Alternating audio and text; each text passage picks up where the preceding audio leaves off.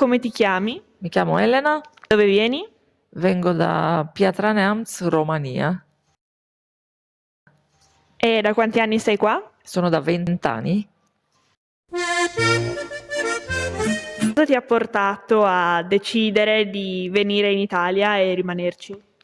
Per un'esperienza proposta da una mia amica, che anche lei è infermiera, e così abbiamo preso questa strada. Qual è magari un bene culturale che hai trovato in Friuli che ti piace? Qual è la cosa che preferisci?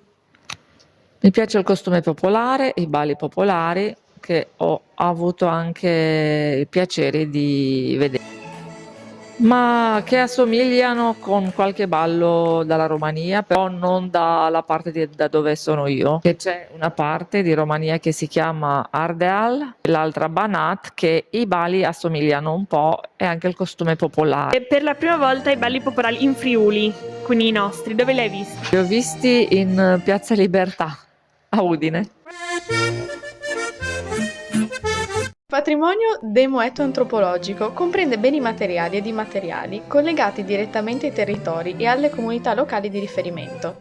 Sono pratiche ed espressioni che le comunità riconoscono come parte integrante del loro patrimonio culturale, in quanto trasmesso di generazione in generazione, sapere, valori, tradizioni e credenze.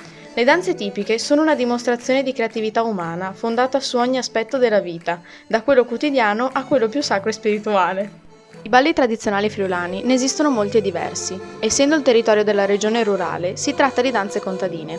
Una volta, fino agli anni 50, erano molto diffusi, mentre ora vengono praticati soltanto dai gruppi folcloristici che hanno a cuore la conservazione del patrimonio di questi balli. Essi venivano danzati in occasione dei momenti di festa che scandivano le diverse stagioni, rappresentavano momenti legati ai rituali di passaggio e alla superstizione. Qual è stata magari una cosa che quando sei arrivata in Italia ti ha colpita particolarmente? Colpito questa cosa che era di estate e ho visto le strade quasi deserte e quando ho chiesto dove c'è la gente mi hanno detto che sono in ferie e che succede così. E dopo un'altra cosa, pietanze, tutto il resto alla fine. E il caldo, era molto caldo. Hai detto che sei sposata con una persona italiana. Qual è una cosa che ti ha particolarmente sorpresa dopo aver vissuto un po' così tanto con una persona?